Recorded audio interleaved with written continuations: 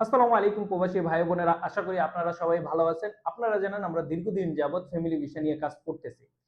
আপনারা যাদের family visa reject হচ্ছে এবং ছোট, ছোট ভুলের কারণে রিজেক্ট হওয়ার সম্ভাবনা বেড়ে যায়, এই ভুলগুলোর সম্পর্কে আজকে আমরা জানবো। কোন ভুলগুলো আপনি যদি না করেন তাহলে আপনার ফ্যামিলি ভিসা রিজেক্ট হবে না ইনশাআল্লাহ। আপনারা যদি এই ফুল ভিডিওটা দেখেন তাহলে সম্পূর্ণভাবে জানতে পারবেন কোন বিষয়গুলোকে আপনাকে ইম্পোর্টেন্ট দিয়ে দেখতে হবে। কোন বিষয়গুলোকে আপনাকে একদম ছাড় দিলে চলবে না, যেই বিষয়গুলো যদি আপনি সুন্দরভাবে দেখেন তাহলে কিন্তু আপনার ভিসাটা ইনশাআল্লাহ সম্পূর্ণভাবে কমপ্লিট হবে। চলুন বন্ধুরা, আমরা কথা না বাড়িয়ে কোন বিষয়গুলোকে আপনাকে গুরুত্ব দিতে হবে সেই বিষয় সম্পর্কে আমরা আজকে জেনে নিই। ফ্যামিলি ভিসা রিজেকশন হওয়ার প্রথম কারণ হলো আপনি যদি আপনার তথ্য বা ডকুমেন্ট ভুল সাবমিট করেন। যেমন ধরেন আপনি যদি আপনার স্ত্রীকে নিতে চান তাহলে দেখা যাচ্ছে আপনাদের স্ত্রীর সাথে যে সম্পর্ক, এই সম্পর্কের প্রমাণটা কিন্তু আপনাকে দিতে হয় আপনার কাবিননামা দিয়ে। ঠিক আছে? যখন আপনি কাজীর থেকে কাবিননামা তুলবেন তখন আপনি খেয়াল রাখবেন কাবিননামা বাংলা, ইংরেজি এবং ম্যারেজ সার্টিফিকেট, এই ৩ টা ডকুমেন্ট তুলতে, এবং এই ৩ টা ডকুমেন্ট যাতে আপনার পাসপোর্টের সাথে জন্ম তারিখ সহ নামের ভুল যাতে বানান না থাকে এটা আপনি খেয়াল করবেন, এবং আপনার স্ত্রীরও সেম যাতে বানানের ভুল যাতে না থাকে কাবিননামার সাথে, এটা আপনি খেয়াল রাখবেন। দ্বিতীয়ত আপনারা অনেক সময় দেখা যাচ্ছে আপনারা যেই কাবিননামা দিয়ে ডকুমেন্ট সাবমিট করেন সেই কাবিননামায় কিন্তু বালাম বইয়ের সাথে মিল থাকে না। ঠিক আছে? তো আপনারা জানেন যে এখন কিন্তু যেই কাবিননামাগুলো আপনারা তুলবেন সেই কাবিননামাগুলোকে অ্যাপোস্টাইল করতে হয়। তো অ্যাপোস্টাইল করা কিন্তু তখনই পসিবল যখন আপনার কাজীর কাছে এটা বালাম বইতে, আপনারা বিয়ের সময় দেখবেন একটা মোটা বালাম বই নেওয়া হয়। বালাম বইতে যখন ডকুমেন্টের সব তথ্যগুলো থাকবে তখনই কিন্তু এটা আপনার অ্যাপোস্টাইল হবে।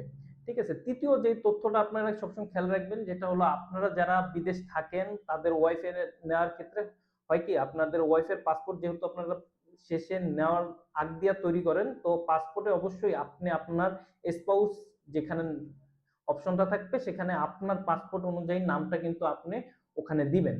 একটা কাবিননামা দিয়ে যখন পাসপোর্ট করবেন তখনই কিন্তু এই স্পাউসের নামে আপনার এই নামটা যদি থাকে তাহলে দেখা যাচ্ছে আপনার ফাইলটা কিন্তু একটু ভারী হবে। তো কাবিননামার ব্যাপার সম্পর্কে আমরা আজকে জানলাম। মোটামুটি বিস্তারিত জানতে চাইলে আপনি আমাদের আরেকটা ভিডিও আছে কাবিননামার ব্যাপারে, ওই ভিডিওটা আপনারা দেখতে পারেন। দ্বিতীয় যে কারণটা আছে ভিসা রিজেকশনের সেটা হলো রিলেশনশিপ প্রমাণের দুর্বলতা।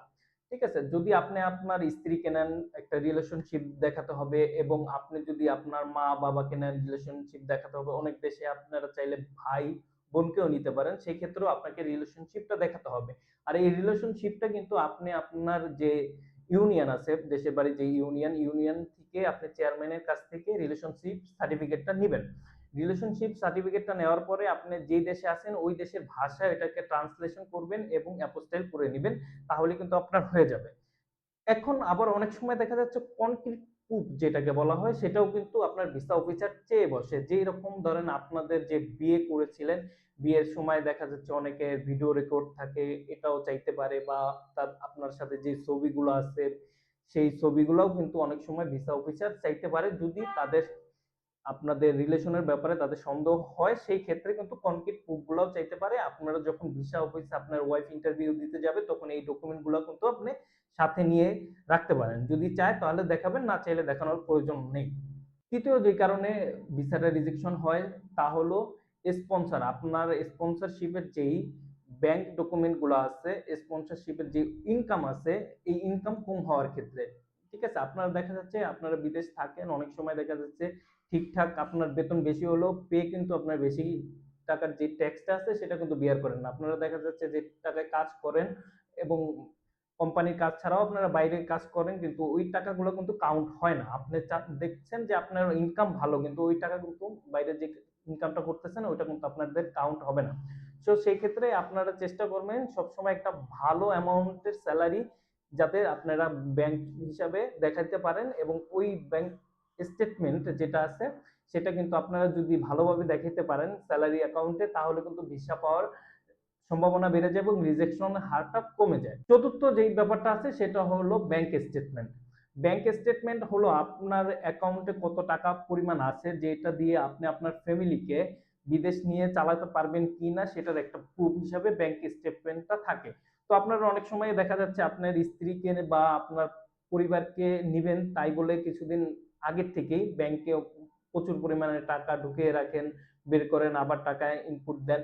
তো দেখা যাচ্ছে এই সমস্ত কার্যকলাপের ক্ষেত্রে কিন্তু ভিসা অফিসারের সন্দেহ হয়ে যায়। দেখা যাচ্ছে আপনার ২-১ মাস আগে থেকেই যে কনসিস্টেন্সি থাকে আপনার ব্যাংক অ্যাকাউন্টে সেটা কিন্তু ধরে না রেখে আপনারা অতিরিক্ত পরিমাণে লেনদেন করেন, সেটা কিন্তু ভিসা অফিসারের কাছে সন্দেহজনক হয়ে যায়। তো আপনারা এই কাজগুলো করবেন না। আপনার যদি কিছু পরিমাণ কমও হয়, আপনারা চাবেন যে ৮ থেকে ১০ মাস আগের থেকে যাতে ব্যাংক অ্যাকাউন্টে আপনার কনসিস্টেন্সি ভাবে আপনার পেমেন্টটা ইনপুট করান, যাতে আপনার ব্যাংক স্টেটমেন্ট ভালোভাবে যাতে সন্দেহজনক না হয়। ঠিক আছে? সন্দেহজনক হলে কিন্তু এক্ষেত্রেও আপনার ভিসা পাওয়ার রিজেকশনটা হারটা বেড়ে যাবে।